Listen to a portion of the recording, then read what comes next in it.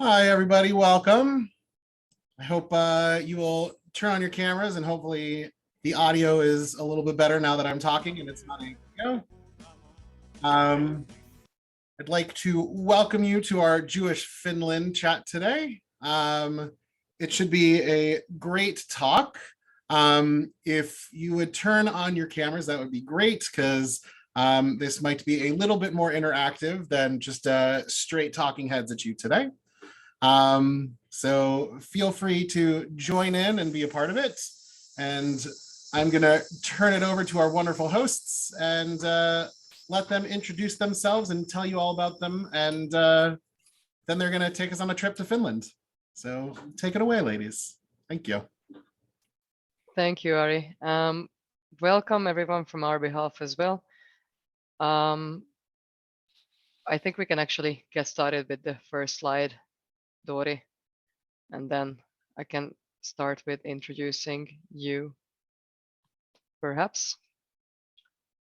Okay. Hi, everyone. Also from me, I'm Dora Pataritsa. I'm talking from our caravan today. That's why you see this weird background. And today we would like to introduce you Finnish Jewry. We'll talk for about 45 minutes and please feel free to ask questions. Maybe first in the chat box, and in the end we are going to have a discussion. Yes. So we always have this little, back and forth with Dora since we are, doing the presentations usually together. That's because we are colleagues.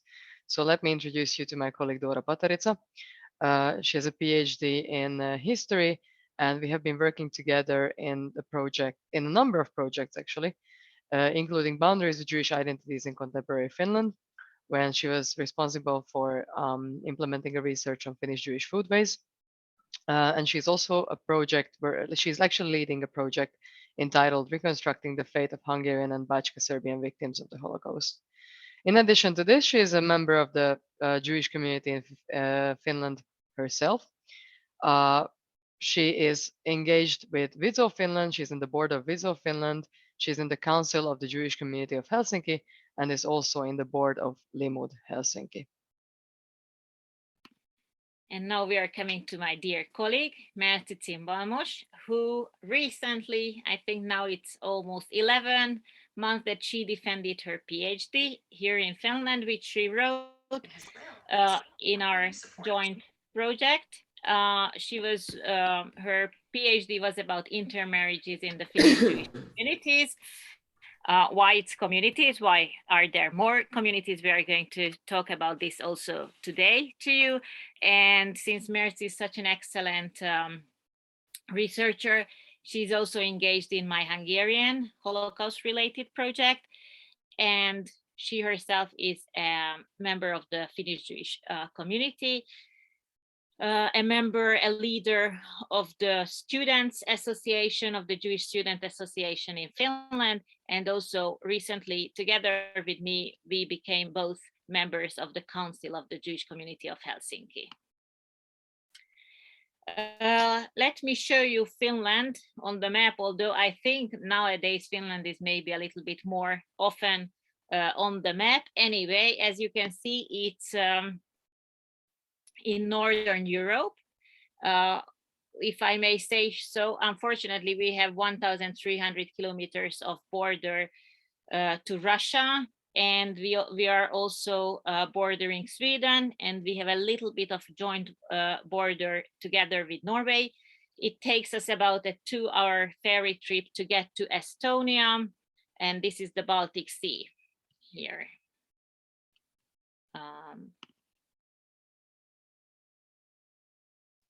Yes. So before getting into the more contemporary aspects of, well, I guess reindeers and kosher, we would like to tell you a little bit about Finnish Jewish history, quite briefly.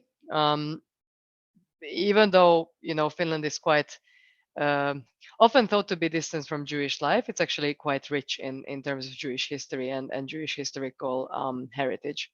So when Finland was still a part of the Swedish kingdom, it was essentially impossible for Jews to settle in the country without converting to Christianity.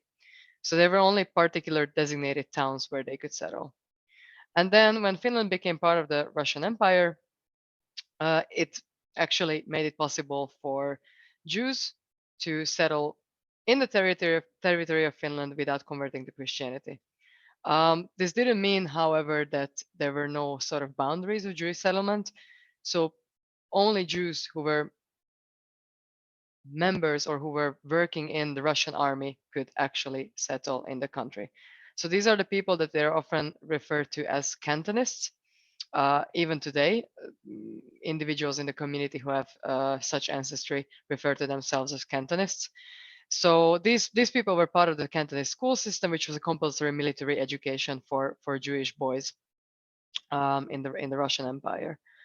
So there were a number of restrictive measures that were taken up, well, against Jews, I would say, in this period. So, for instance, in 1869, the occupations that they could do were limited to only selling clothing, and well, this mainly referred to those who were not obviously associated with any kind of army related matters anymore. In 1870, there was approximately 460 Jews in Finland, the majority of them living in Helsinki. And a little bit later, in 1906, they established a synagogue, the first synagogue in Helsinki. Well, not the first synagogue, but the synagogue that is actually looking like and being like a contemporary synagogue, which is still the active synagogue in the country. 4 years later, in 1910, another synagogue was built in Viborg, Viipuri, which is currently part of the Russia, or I almost said Russian Empire. Well, I guess we are getting there. And in 1912, there was a third synagogue built in Turku, which is again still active. So out of the 3 synagogues, there are 2 contemporary or currently active ones, Helsinki and Turku, and Viborg or Viipuri is unfortunately not existing anymore and is in Russia. In addition to these, there was a small community in Hämeenlinna, which is approximately 100 kilometers away from Helsinki. And I hope that you can see the slides really well. There's a little bit of a glimpse of a Yiddish letter. That's one of the older pieces that remained intact in the Finnish Jewish archives. It's from 1874. It's a letter on essentially matchmaking. Matchmaking during the times that it was still practiced in the communities. Merti mentioned Hämeenlinna, which is about 100 kilometers from Helsinki. So here you can see the gate of the cemetery, which is still standing there. Finnish Jews have very Orthodox roots. This is a picture that we found in the Helsinki Jewish archives, on which you can see the gown of Vilna and Yitzhak Elhanan, Spector of Kovno. So the religious traditions are handed down partly from them. Merzi already talked about the young Russian Jewish boys who were enlisted in the army. And we know that they spoke Yiddish at home, but they had to go to the army at a very, very young age, at around 6 years. And the only way that they could survive the army and also keep their Jewish identity was implemented in a way that older Jewish boys took care of them, and they made sure that they preserve the heritage that they got from their homes.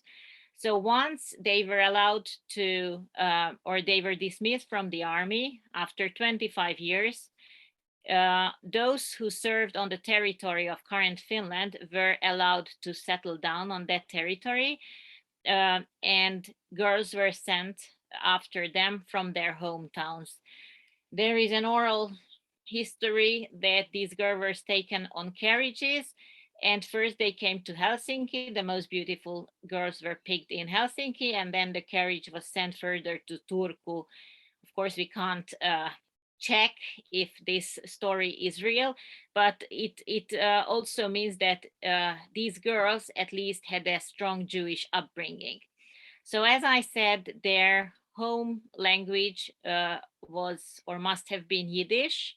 Um, and then in the army, they also learned Russian. So once they arrived to Finland, for these Yiddish speakers, it was much more easy to learn Swedish, because Swedish, just like Yiddish, is a Indo-European, or the older term is Indo-German language, unlike Finnish, which is a Finno-Ugric language. So most of them adapted Swedish as their language, and very often they lacked Jewish education simply because they spent their childhood in the army and not in schools. So this is one of these first families, Moshe Hillel Portnoy, coming to Turku, and he became a teacher. You can see him together with his family.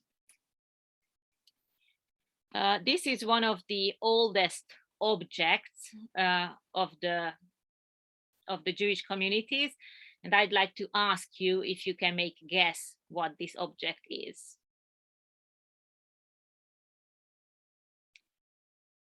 Anyone? Well, I see the writing in Hebrew, tzedakah, right? Yes. So for charity. Yes, excellent. This is like a so-called pushka, and if you check it like closely, yeah, there is the inscription in Hebrew. It's also in Russian, and additionally in Swedish. And actually the Swedish has a couple of typos. So someone has written it down who knew how it's pronounced, but who didn't really know how to write it down. He didn't have the orthography of the Swedish words. So this one is still in the offices of the Helsinki Jewish community. Right. So again, I will say a couple of things about what happened to Finnish Jews after Finland became independent. So you may know that Finland, in its contemporary form, is a fairly, well, young country, I should say. Finland became independent in 1917. This was the same year when Finnish Jews gained the right to Finnish citizenship. This was not as easy as it may sound. They were allowed to apply for Finnish citizenship. So they actually had to file in an application. And actually, there were some applications that were rejected in 1918. In 1920, there was approximately 1,468 Jews residing in Finland. And out of that number, 1,097 born already in Finland, which is quite a big jump if you remember the barely even reaching 500 number a couple of decades earlier. In 1917, so the same year as Finnish independence was declared, there was a law also legislated about civil marriages, which meant that in addition to religious marriages, which until now meant only, or until 1917 only meant Christian and Christian marriages, it was already also possible to officiate civil marriages also in between different religious denominations. So Jews could finally also marry non-Jews in the country, which also gave a couple of backslashes, a rising number of intermarriages, which caused a lot of problems in the community, especially in the early years of this huge rise, but maybe we can talk about that a little bit later. And then a couple of years later, in 1922, the Freedom of Religion Act was also accepted by the Finnish parliament. This, from the Jewish perspective, was very interesting because when it comes to intermarriages, the act defined that children whose fathers were Jewish were to be registered in the Jewish community's membership books. So essentially, the act was classifying a child's religious belonging upon their father's religious belonging. And I'm sure that you all know that in Orthodox halakha, that doesn't really work that way. Even though, of course, the act didn't actually define the affiliation of the child itself, but the fact that it had to be or that they had to be registered in the community membership books. This also generated quite some trouble from the community perspective. So in 1939, there were 1,793 Jews living in the country, 3/5 of them in Helsinki, and then 1/5 in Turku, 1/5 in Viipuri. And as Dora and I have also mentioned a little bit earlier, there was a small Jewish community in Hämeenlinna, and a couple of years later, in 1948, they established another Jewish community in Tampere. And Finland is geographically huge, but these places are essentially quite close to each other. So when it comes to Helsinki, Turku, Helsinki, Tampere, it's about a 2-hour car ride nowadays, and Helsinki, Hämeenlinna is about 1 hour. So in close proximity, there were a number of smaller Jewish communities close to each other. When it comes to the World War II, you may have heard of the stories of Finnish Jews fighting alongside the compatriots, and well, there's a lot of reasons behind that. Partially that Finland didn't really want to be affiliated with Russia.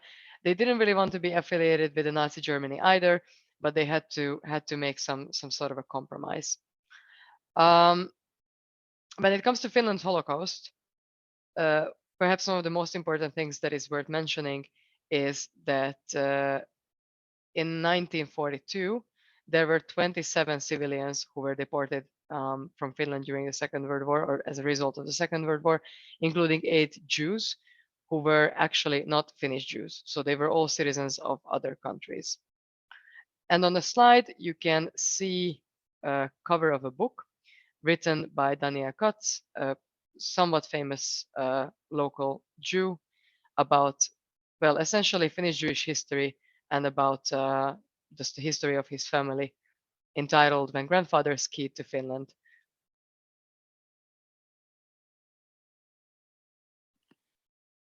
Mertzi talked about the victims of the Holocaust. Actually, they were considered as nationless.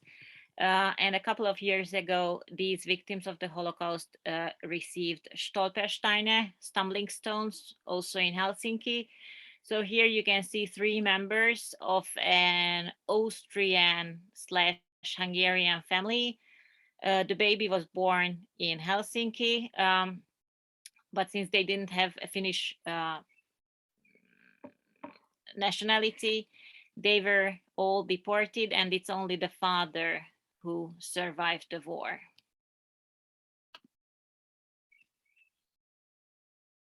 So after the Second World War, Viipuri was lost to the Soviet Union in 1944.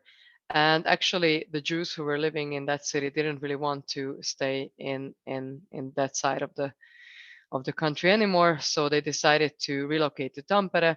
But Tampere was not super appealing from the Jewish perspective. And collectively, every single one of them decided to move their paperwork to Helsinki. And even until this very day, there's a number of documents that deal with or that are referring to this period in the on-site archives of the Jewish community of Helsinki. During the Arab-Israeli war, there were a number of people who decided to immigrate to Israel from Finland. So that meant that the size of the Jewish communities decreased a little bit. And of course, as in perhaps all European countries, there was also vigorous assimilation and various changes in the communities after the Second World War, some of them connected to the overall political climate in Europe, and some of them connected in this specific case to intermarriages and their consequences in the local Jewish communities. And maybe one thing that is worth mentioning in relation to intermarriages is that in 1977, there was the first mass conversion organized in the Jewish community of Helsinki. So up until then, there were only childhood conversions organized, not even with an actual beddin. And when I say actual beddin, I mean 3 rabbis who all held a smecha, but regular adult male members conducting conversions for children in the community. But in 1977, there was actually a beddin put together, and a number of adults as well as children were converted to Judaism. And if you are more interested in the history of how Finnish Jews had to fight alongside with Nazi Germans, there is this excellent book by John Simon, a local an English speaker historian, and this book is available also in English. So this is if someone wants to go more into details. Nowadays, the Jewish community of Helsinki has approximately 1,300 members. There are different ways of calculating who is paying tax, who is residing in Finland. So we only can say the approximate number. Approximately 1,000 Jews, 1,000 members of the Finnish Jewish, Helsinki Jewish community live in Finland. The community is officially modern Orthodox, practically not really. And it has various institutions. There is a kindergarten, there is a Jewish school, there is a Hevra Kadisha, of course, Vitso, Maccabi, the BBYO youth organization. So a pretty vivid Jewish life. We have already mentioned Turku a couple of times. This used to be the capital of Finland earlier. There are approximately 100 members. The last exact number I heard was 88. Chabad Lubavitch has been present in Finland for almost 20 years. They have a Jewish daycare center. They have recently renovated their headquarters. They plan to build a museum. So all this is like very recent events. And they have an agreement, kind of like an agreement with the community that they would make complementary events, either co-organize, or sometimes when the community is not organizing, then Chabad would organize. And they also very much focus on Russian Jews who often are not members of the Helsinki Jewish community. And ever since 2019, there is a tiny little association. Currently, it's a non-profit association and not a religious association yet. It's for the Reformed Jews of Finland. Helsinki is one of the northernmost capitals of Europe. It has 550,000. The population is 550,000. Here you can see a beautiful picture taken in the summer. This picture, I think I have taken it 2 years ago. And back then we had 3 rabbis. Finland was so rich that it would even have like 3 rabbis. But in November 2021, the chief rabbi of Finland has resigned. So on that picture, you can see a Chabad rabbi, the chief rabbi of Finland, and like a regular rabbi of the Helsinki Jewish community. And I'd like to ask you to make your guesses. So can you identify, or can you guess who is who?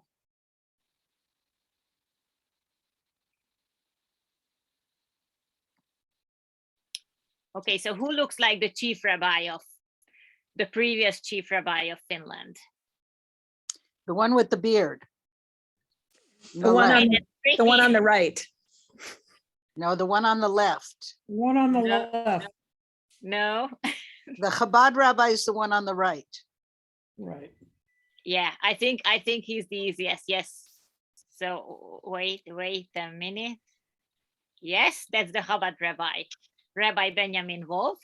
So who was the chief rabbi of Finland? Was it the guy in the green sweater, or was it the guy in the blue suit, black suit? Who Black looks more- suit.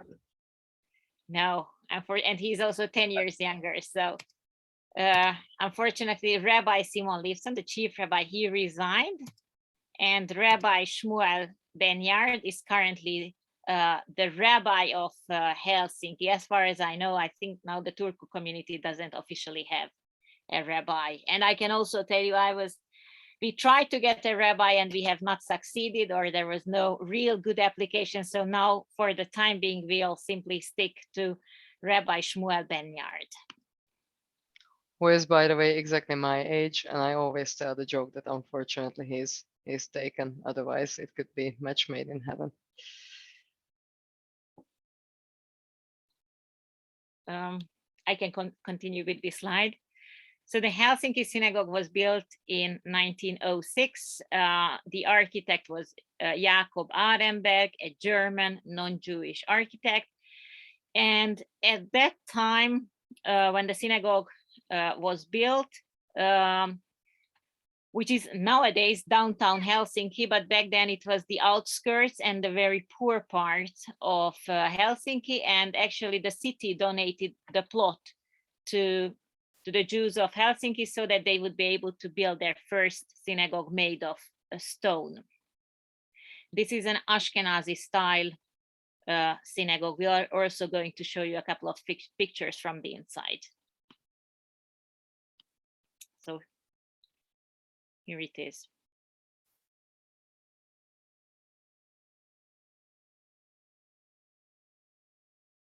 Okay, I can continue. So this is an Orthodox synagogue, and also according to the Ashkenazi rite. So women are sitting upstairs and men are sitting downstairs. This is I really like this picture that was taken by Merzi. This is a picture she took from upstairs where women usually sit together with their children. So you can see also the children's books. And here you can see a page of the Siddur with a Finnish translation. Actually, there is a project going on right now that maybe they would like to republish it, because actually the Finnish translation is not really well done. So this is something that the community has initiated maybe half a year ago.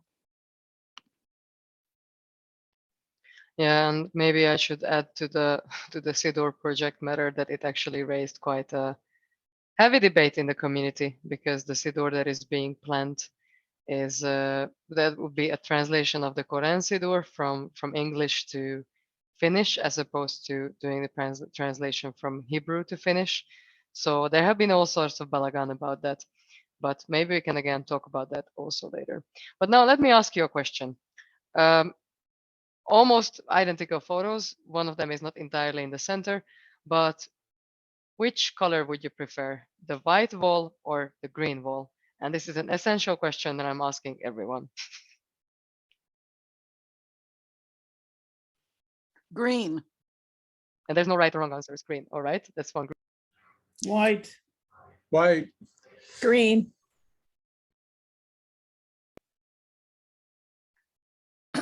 White. There's some white in the chat box. All right.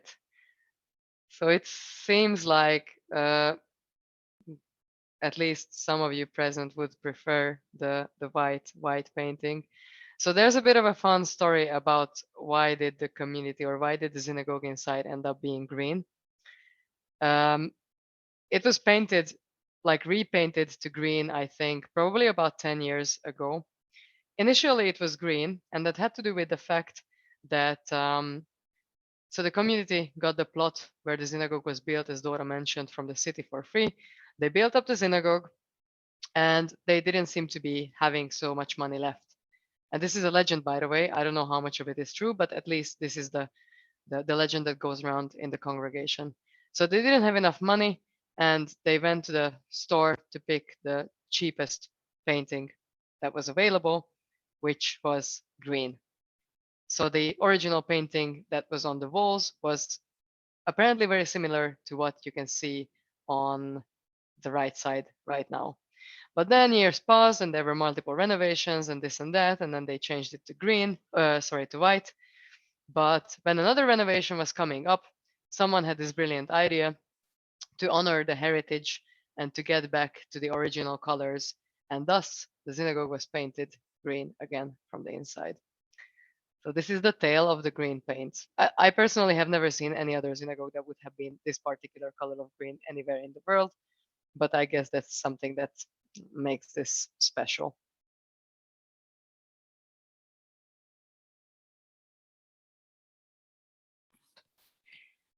This is a close-up picture of a lion that's on the Torah Ark. And this is one of the original furniture that still stands in the synagogue. And we have asked the question also in writing, have you seen this lion before? Is this lion familiar to you? Can you guess where this was taken from? Well, we are showing it to you. Are we? Yes. So we are pretty sure that this was just copied from the ledge of Jerusalem. Oh, okay. So strange things are happening. And here a close-up picture of the Torah Ark. It's really beautiful with the stars in the background.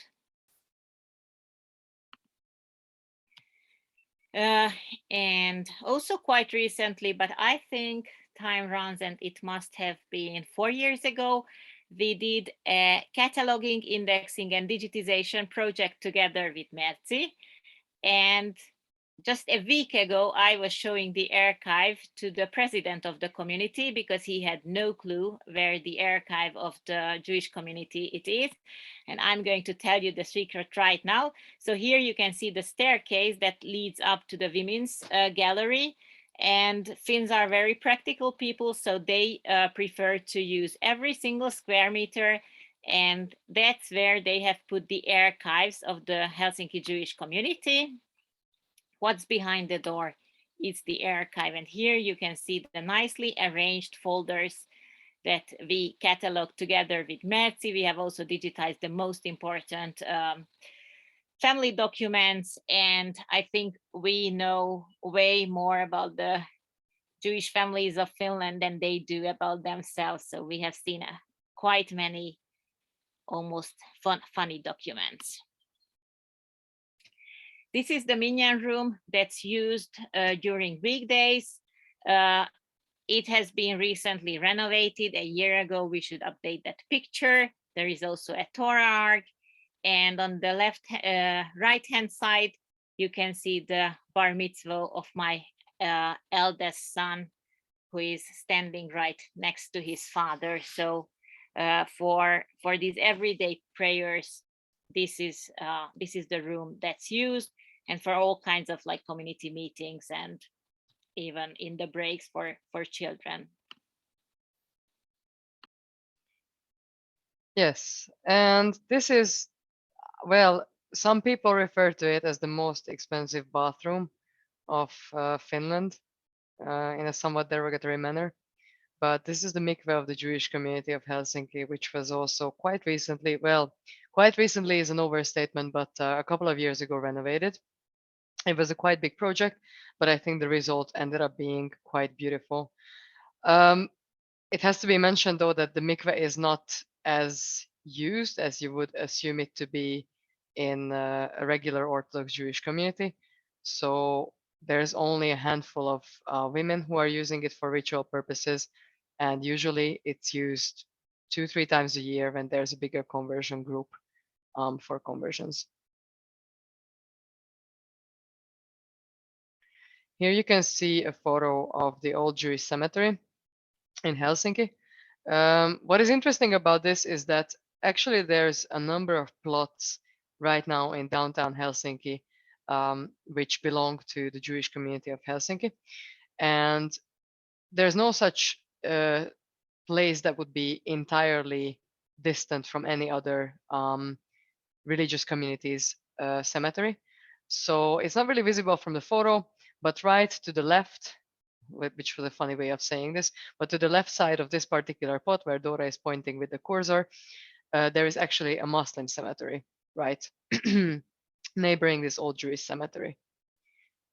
And then when we move forward, we can see the new Jewish cemetery, which is really close to the other photo that you have seen, probably about a 10-minute walk, but in the other end of this huge, well, cemetery complex that's located in the downtown. If you look at this picture, I think the previous one might have been a little bit more obvious, but hopefully this is also giving away a couple of hints of what I'm going to just ask from you right now. What is that you can see which seems to be somewhat odd for a Jewish cemetery? Most certainly for an Orthodox Jewish community's cemetery. And now I'm also showing you the other picture. So I'm Yeah. jumping the two pictures.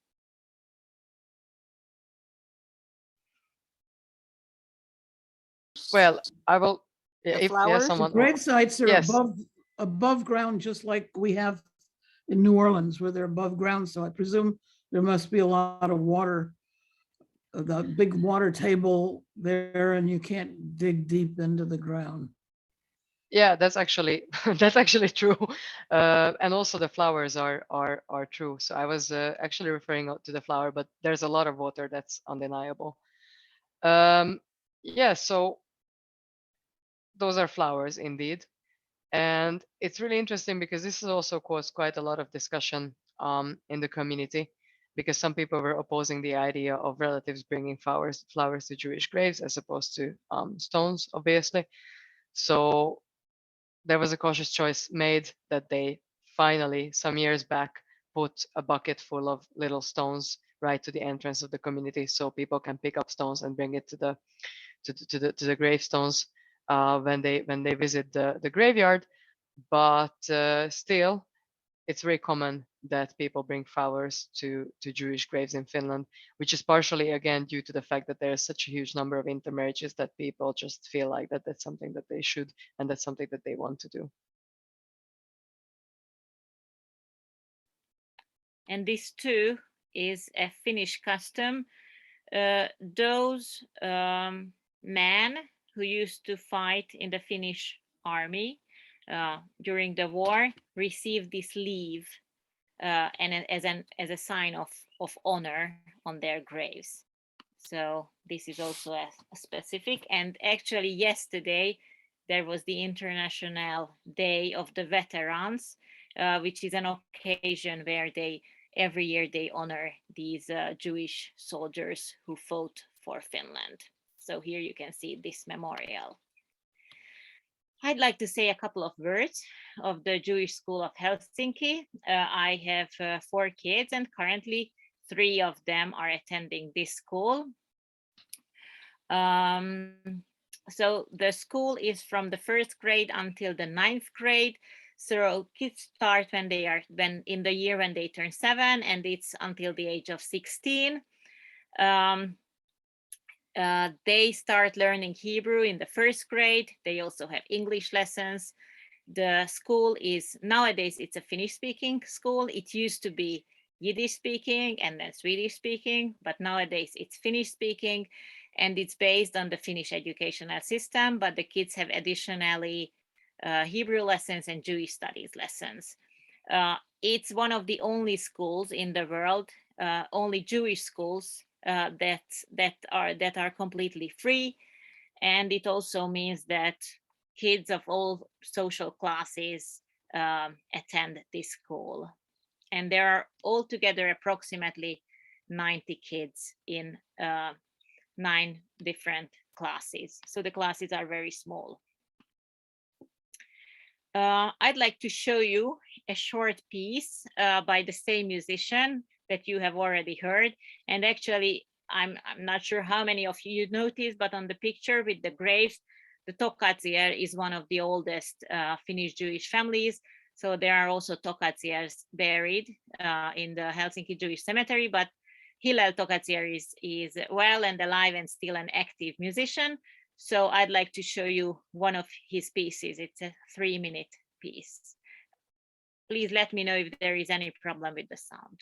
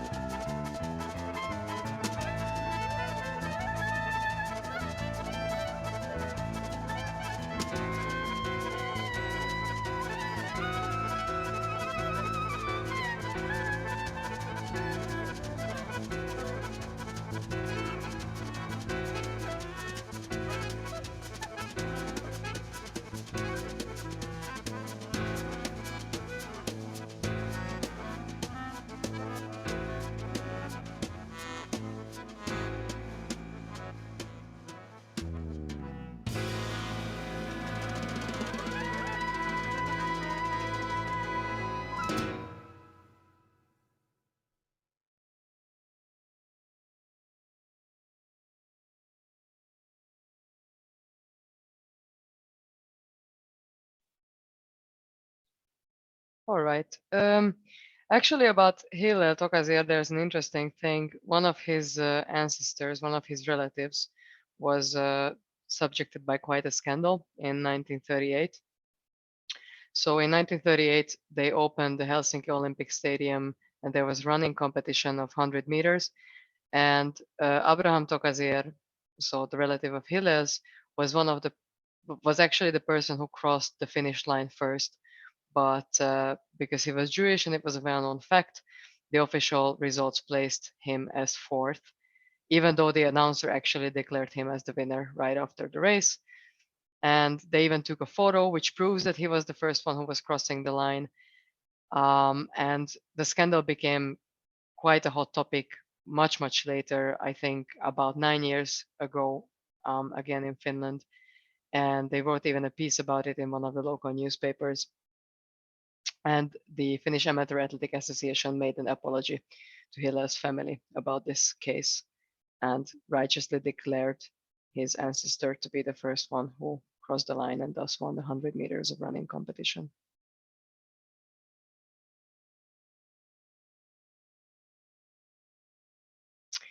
And now we are going to move to Turku a little bit, which is, well, as mentioned in the beginning of the presentation, there's two currently existing officially organized Jewish communities in Finland, in Turku and in Helsinki. On the photo, you can see a snapshot of Turku, which is a quite small town, even in Finnish measures. And in the middle of the picture, you can see the Dome Church of Turku.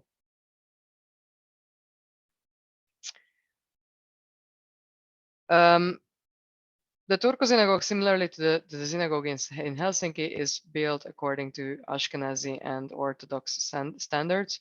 So the Bima, the Torah reading, well, the place where the Torah reading table is located is in the center of the synagogue, as you can perhaps see from the photo that is in the left.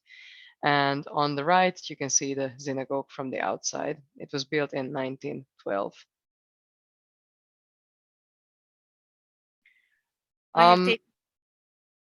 Yep, sorry, go ahead. Okay, I have taken this picture a couple of weeks before the Turku Jewish Community Center was demolished. And any guesses what the function of this very location used to be originally? Mikveh. Yes, exactly. So this is a very sad picture because it proves that by that time it hasn't been used for maybe even decades. So of course the Turku Jewish community also had a mikveh, but as this picture proves, it was not in use.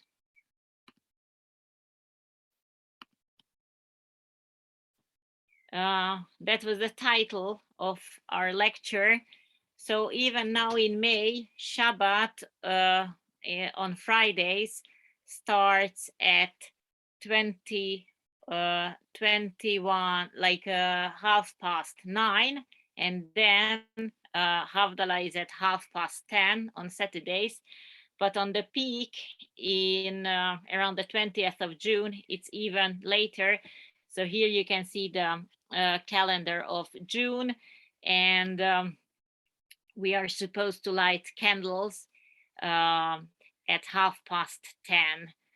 Of course, you can light it earlier, but then very often in like in these when these Shabbats are so long in June, there is no Havdalah on Saturday in the evening, but only Sunday in the morning. And finally, we would like to play a little game with you. So we have realized that there are so many similarities between Ashkenazi, no, not even Ashkenazi, like Jewish foodways in general and Finnish foodways. So here we made like matching pairs, and we are always going to tell you a little bit more about the Finnish foods because you might not have knowledge on that yet, and then you can guess what their pair is. So on the left hand side you can see something that's called memmi. Every year we have a discussion with Merci. I really hate it. Every year I try to taste it, and Merci is okay with that. I think it's I love made it. okay, it's made of barley and rye and what else, a couple of like wheat. Yeah, it's basically like this dish is eaten around Easter. The texture is kind of like soft and, well, I don't want to make it ugly comparisons, but you can imagine what am I thinking of. And it's made of rye flour, water, malted rye, and they put some salt into it. And well, basically it becomes this really sweet mixture that you kind of have to bake in the oven before it becomes just awful. And I personally really love it, but well, as you have heard, Dora doesn't like it. So it's a thing. But yeah, this is what Finns tend to eat around Easter, and me too, even though I'm not a Finn and I don't celebrate Easter, but never mind. But we thought that it's a really funny comparison to what you can see on the other picture, which is, if you can make any guesses to Ashkenazi Jewish dishes I that would- look I like. would think this would be for us, but not if the Finns are making it with barley and rye and stuff, because you're not allowed to have those grains. So Yeah. it doesn't make sense that it would be used for Passover, but I'd Yeah. like to know what does make it sweet, Mercy? Well, I think it's just it's, well, I don't know if fermentation is the good word for that in English, but yeah, so memmi, kind of like the rye and the malt gets this like sweet sort of a taste after some time that passed. So that's on the left side, and that's on the right side, as you have also said yourself, it's haroset and it's kosher. So there's no malt or rye or whatever in it. I think most of the families, Dora knows this better, but most of the families make it quite with traditional recipes. From apple, usually. Although nowadays there's and walnuts, but nowadays there's also some Sephardi families who make the haroset of different Yeah. things. And no complaints on the haroset. We Yeah, have a but couple of yeah. no, I was just gonna say that, make no mistake though, the fact that memmi is not kosher doesn't make people eat it less during Passover, whether it's a traditionally non-Jewish dish or not. Yeah, so here we have the solution, memmi and haroset. I'll show you the next pair. So very interestingly, Finns have this kind of a round cap that they use, and it's not even like a guessing game because it's obvious that you can see a nicely decorated kippa on the right. So let's just teach you some Finnish. So this is called veiski lakki. And then obviously this one is a kippa. That was pretty easy. So let's go. What about these? I'm sure all of you recognize the picture on the left-hand side. Okay, so that's not difficult at all. Of course, it's a challah. But very interestingly, the Finns have it also on shelf. It's called pitko. I would like even be able to substitute the pitko for challah, because since there is no kosher shop, challah is something that I have to make every single Friday myself.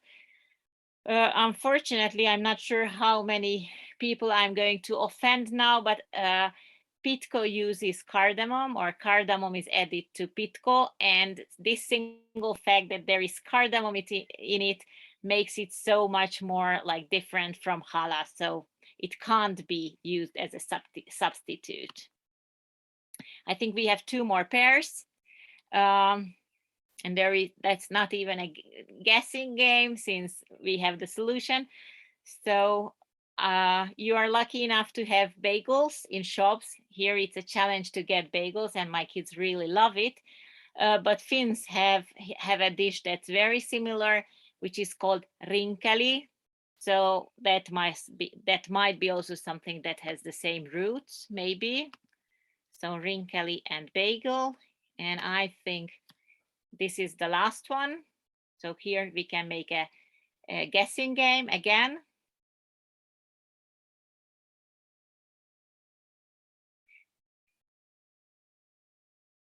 Is it falafel? Yes, very good. And which one? The left side. Well, I'm not sure what's left for you. These ones are the falafel. And these might be familiar for you from IKEA because these are meatballs. And meatballs are not only popular in Sweden, but they are also very popular in Finland. So it's called lihapulla. And of course falafel. So that's also like very similar foods. And we promise you a reindeer, which is, well, it might or might not be kosher, but there's a reindeer and the heksher of the chief rabbi, or the previous chief rabbi, former chief rabbi of Helsinki and of Finland. So we made it kosher for you. Well, thank you for your attention, and we are happy to answer any questions that you may have. I have a question. I'm on Please, Nora's go ahead. iPad, but my name's Bob Ozer. I heard a lecture about the Jewish community in Sweden, and there was a governmental policy that supported Yiddish and programming in Yiddish. And as I recall this lecture, and they actually had some Yiddish entertainers. Are there any governmental policies in, this was kind of to promote kind of a pluralistic heritage. Mm. Are there similar policies in Finland?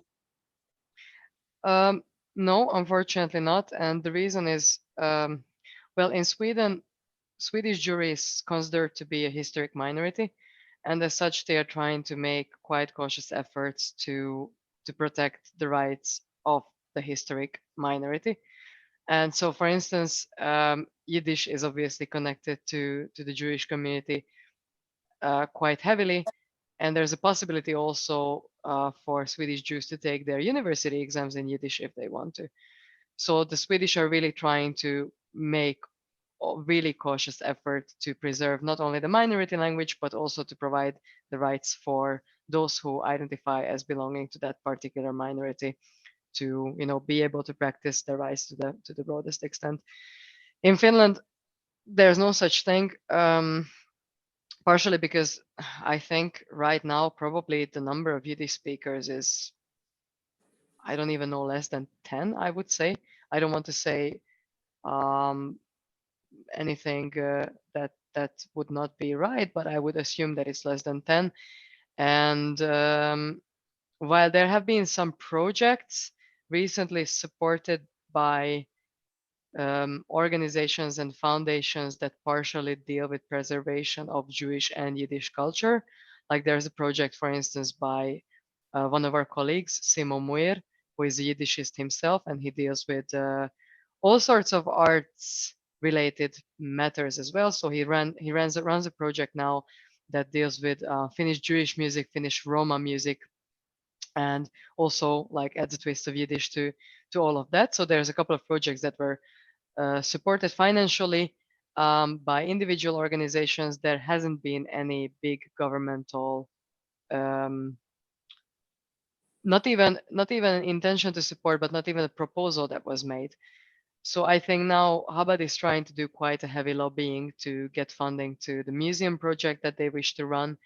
And as I said, there's a number of individual organizations that tend to support mainly research and to some extent cultural preservation, but nothing as big of a scale as Sweden would have. Are there, is the Swedish Jewish community much larger, or? Yes, it's almost 10 times bigger than the Yeah. Finnish Jewish community is. I think it's around 10,000 people, so it's way bigger.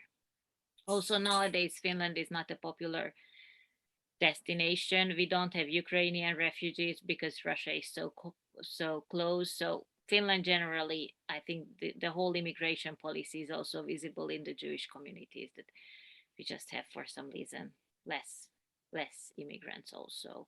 As for the reindeers, let me just quickly react on that. Yes, the reindeers are of course kosher, and I haven't tasted any kosher reindeer yet. The problem is with shita, because shita has been banned, and according to the animal protection law, the animal first has to be shocked, and the throat can be cut through only after that, which then again is against the halacha. So as far as I know, Chief Rabbi Simon Livston has found a solution to that. So I think there was shita he was the chief rabbi for 9 years, and I think there was reindeer shita maybe once during his time, and currently there is simply no one who would implement it. So yes, theoretically we could have shita, but practically anyone who wants to consume kosher meat has to import it in frozen form from any other country, not any other country, from certain countries where there is shita in Europe. So that's the practicality. I have a question. Go So- ahead, please. When I was a child, the rabbi at my parents' synagogue, his name was Micah Weiss, and I believe his previous position was as a rabbi in Finland, perhaps before the war. I just wonder if that's a name you recognize. Yes, sure, because he also Yes. has a biography, and I have contacted a couple of years ago his son. So if Peter. maybe you want, I'm happy to put you in contact with him. So the story with Mika Weiss is that he was born in Hungary. I think, Messi, that's one thing we haven't mentioned, that both of us are immigrants from Hungary. So both of us are Hungarian Jews. And it turned out that Mika, or in Hungarian, he was called Miksa Weiss. He was also a Hungarian Jewish rabbi. He survived the Holocaust because he was not willing to leave his people. So he was deported together with them. And then he had a newborn. In 1956, there was a revolution in Hungary, and he had a newborn son who was born in those days, the days of the revolution. So he had to flee, and he was offered a position in in Finland. So this is how he ended up in Finland, and they stayed here for a couple of years, maybe 3 or 4 years. But I've read his autobiography, which is also available in English. I think you can get it from Amazon. And he was quite unhappy in Helsinki. So then he left to the US, and he died. He continued to be a rabbi, and he died there. But his only son, Peter, is alive, and I'm happy to put you in contact with him. Yeah, Peter was a friend of mine back when we were kids. Yeah. Small Jewish world. I have a question. You showed the book Stranger in a Stranger Land, and in fine print it said the Jews who fought with the Nazis. I don't quite understand. Could you explain that a little bit more? Yes. So it's a bit of a complicated story. Finnish Jews during the Second World War. But so, as you have seen, or as you have heard also in the beginning of the presentation, Finland has quite an interesting story with Russia, in the sense that Finland was part of the Russian Empire for so long, And then obviously there have been some issues with the Soviet Union as well. So while Germany launched the Barbarossa, Finland simultaneously resumed to be against the Soviet Union. And this was, in fact, something that resulted in Finland fighting alongside Nazi Germany. But then, after some time, when it became, well, inconvenient for Finland, I would say, to be on the German side, then they obviously tried to be more neutral.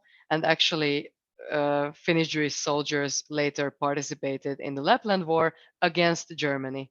So this was before, I think, 1942 still. I think 1941 was the Lapland War, if I remember correctly.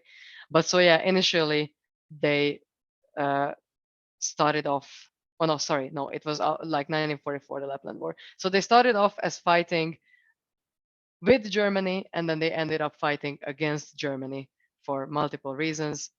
It's a really contested part of Finnish Jewish history, and I think Finnish history in general. There's another book that you might want to, or that you might be interested in, which tells a lot about Finland's Holocaust and Finland's involvement in the Second World War. I'm going to look it up in a second and link it to you. It's a compilation of different articles that specifically focus on these matters and everything that was connected to them in this period. So I hope that this cleared it out a little bit. But Yes. yeah, first, yeah, all right. The other question I have is today. What we hear on the news here is that, the Russians are building up in the sea near Finland, and because they want to take Ukraine, will they want to take Finland back? What is the feeling there about what's going on today with possibility of attack?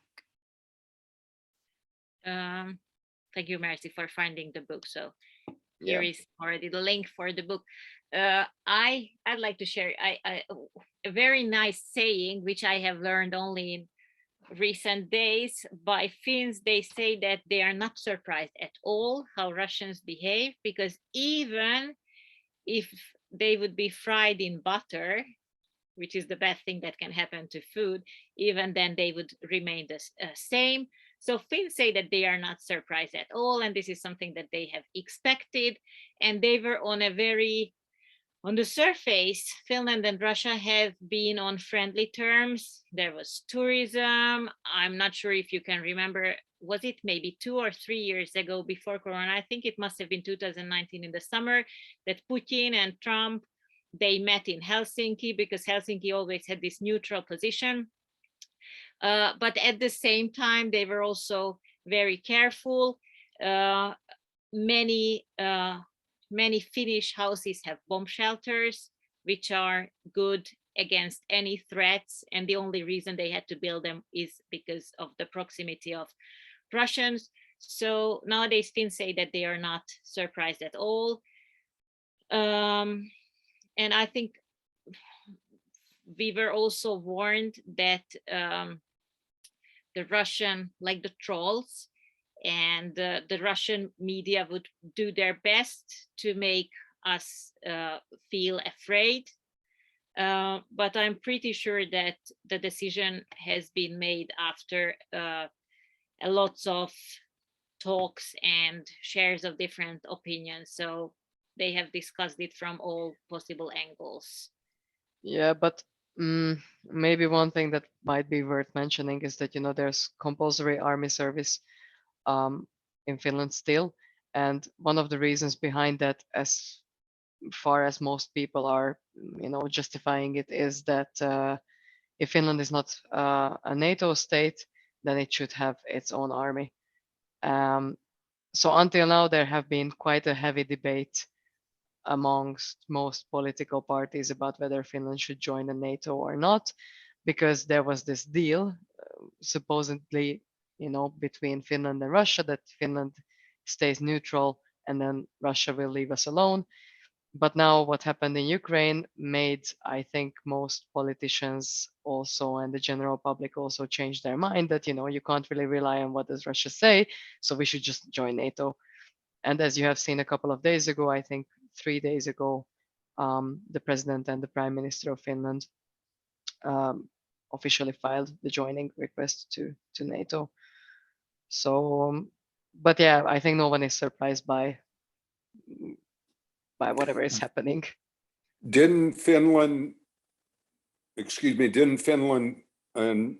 fight a war against Russia, or Russia tried to invade, and the invasion was repulsed, and Yeah. you lost some territory? I mean, you know how to handle Exactly. these guys, right? Well, that's what people think. And to be fair, as I have, like, I was told nowadays, and yeah, this is exactly the reason why I think the general public was always, thinking that we don't have to join NATO because we have once defeated the Russians, even though with the territorial loss, but it worked out. So why wouldn't it work out again? And yeah, like Finland's army is actually quite good. There's about 900,000 people in reserve in case of need because of the compulsory army service. And as far as I've been reading in the news and in the more detailed discussions on the matter, we have a fairly good amount of equipment and a fairly good quality equipment as well. So everyone is prepared. They are relying on previous experiences with Russia, and who knows what's going to happen. Hi, I have a couple questions. Dora, you had mentioned that the school, the Jewish school, is free. So I'm wondering who funds that, and was that from the beginning? Has it always been free from the beginning? I think it was always free, and it's the state. Actually, it's considered a private school because it belongs to the Jewish community of Helsinki. But there are only very, very few schools in which you have to pay. I mean, private school in that sense, and the Finnish Jewish school is not one of them. So I think every student is worth approximately 8,000 euros per school year. So the state would pay that sum to the Jewish community or the Jewish school, and with that money they can run the school that they would receive from this. Oh, that's great. That's great. That's great. The other question I have is where do you guys get your kosher food from? Well, personally, me and my family, we don't eat kosher. If I wanted to be kosher, I would get some very basic food from one shop in the center of Helsinki. And there are very few people who would like eat kosher in a way that would be considered kosher internationally. I mean, many of them regard their foodways as kosher, but I, as a researcher, I mean, my research topic was on Finnish Jewish foodways, and I can say that like internationally it can't be really regarded as kosher, partly because it's like it's almost impossible.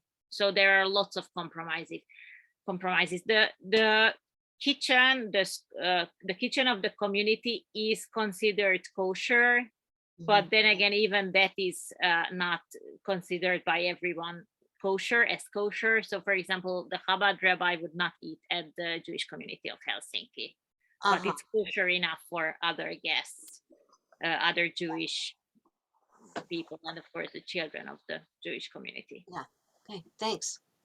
There actually used to be a kosher store, but it shut down because of, well, lack of demand. So that tells a lot. I have a question.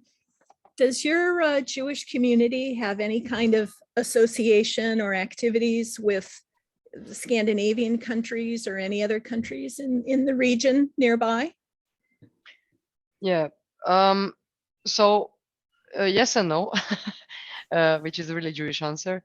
But previously, I would say maybe even 20, 30, 40 years ago, there was a quite strong collaboration between other Nordic communities and the Jewish community of Helsinki.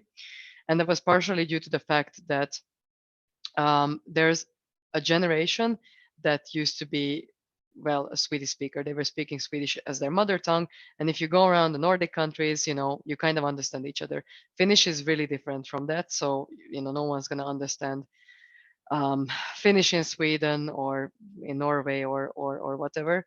There used to be a Scandinavian Jewish youth organization. Actually, it still exists, and it's up and thriving between the Danish, the Norwegian, and the Swedish communities. But the Finnish one was a little bit absent from that, maybe over the past 15, 20 years. And now there's a really eager youth worker in the Jewish community of Helsinki who is trying to sort of like revive that connection and wants to send Finnish Jewish kids to events of this organization. It's called SHUF. It's an abbreviation. So there's that. And then, of course, there is other organizations that are connected one way or another. Of course, Maccabi is connected all over the world. But there is also, in fact, Limud is sorry? like Vitso. Yeah, and Limud, of course. Survey Yeah. and Limud. But for example, sorry to interrupt you. In No. 1 week, all of my family is traveling to Göteborg, which is in Sweden, because there is going to be, it's an annual event, a football tournament for Jewish kids. And every year we meet in different Nordic cities, and it's specifically for kids who are playing football, both boys and girls. And yeah, like there are events like that. Not too many, but Yeah. it exists. And there's also actually a Nordic Rabbinical Council that is still up and running, but for a really long time, partially for linguistic reasons and partially for the Lord knows what kind of reasons. The Finnish rabbi has been sort of absent from their meetings, but now they're also trying to revive that to make it a bit more lively.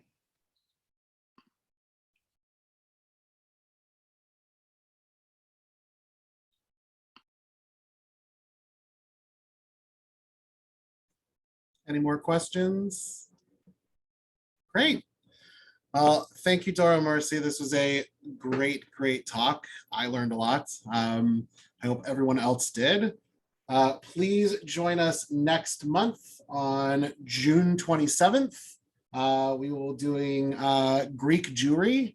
So for those of you who are planning on going on the Balkans trip next year, it might be some great insight for you. And have a great week. Can I sneak in one more question? Sure.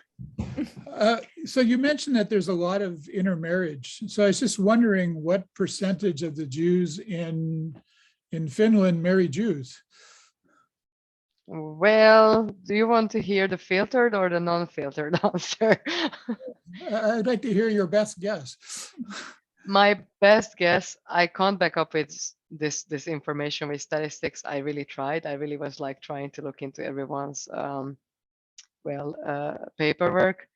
But I would say that depending on how do you define a Jew, probably less than 20% who would marry Jews. All sorts of reasons. Of course, when you have 1,300 people and you don't want to marry your cousin, it's not really easy. Or your classmate. Or your classmate, yeah, or whoever, someone that you dated when you were 15, and something happened. But I think nowadays, again, some people tend to want to be more involved. And of course, when I say less than 20%, that doesn't mean that some people don't convert. So there's a lot of conversionary in marriages. So even if they marry non-Jews, the non-Jewish spouse often decides to convert. So but yeah, there's quite a high number of people who live in either intermarriages, so everyone stays whatever they were, or then in conversionary intermarriages, so the non-Jewish spouse converts. Are there more women or more men among the Jewish people? In here? That's a good In question, I Finland. think. I don't know. That's a good question. I haven't really looked into the demographics of the. I don't know, Dora. Do you have any? I think you have probably a ballpark-ish guess now about that. Sorry, can you repeat the question? What? Are there more men or more women Jews, or are they evenly distributed? I mean, by Jewish law, unless you reform, the women's religion is what counts for the children. So it would be helpful to the Jewish community if there were more women. So I was just curious. Which is Definitely. more. Yeah, I think I have never made it a calculation like that. I would guess that it's more or less evenly, but very often it feels, especially in the board and the council, and like generally the loudest people, it's always men. So I have this theory, but I don't have any statistics behind it, that in that community, at least among the Finnish Jews, it's the men. That's how I stated, that it's the men who are survivors. So women tend to just disappear. So even like if there are women who have children, daughters, but very often the case is that they would marry Finns, they would adopt Finnish names, and then they just disappear and dissolve in the Jewish community. Whereas men, even if they marry non-Jewish women who don't even convert, but they have kids who have Jewish names, they also try to stick more somehow for some reason to the Jewish community. So that's what I see, at least on the surface. Well, I think one thing that we might need to sort of mention in here is that there has been quite a, a high number of double standards, in the community when it comes to how they were treating men who married out and women who married out. So as Dora said, a lot of women actually in the 50s, 60s were treated really, really, really badly if they happened to marry a non-Jewish man, which is really interesting considering that, as you said, in terms of Orthodox halakha, the woman is the one who matters, really. So when they just left the community and never turned back, and then the community came up with a solution of converting children before their bnei mitzvot, to kind of like solve the problem, huge air quotations in here, of what comes after Orthodox perceptions of halakha in this respect. So yes, like I think sometimes we've been talking with Dora about this, that supposedly if you would, shout out in the streets of Helsinki, you might actually bump into a couple of Jews who are actually halakhically Jewish, but they just got so utterly hurt by the community that they never wanted to come back.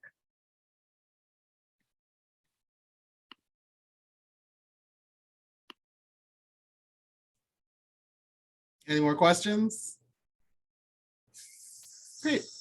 Well, thank you again to Dora and Mercy, and thank you for everyone who joined and participated today.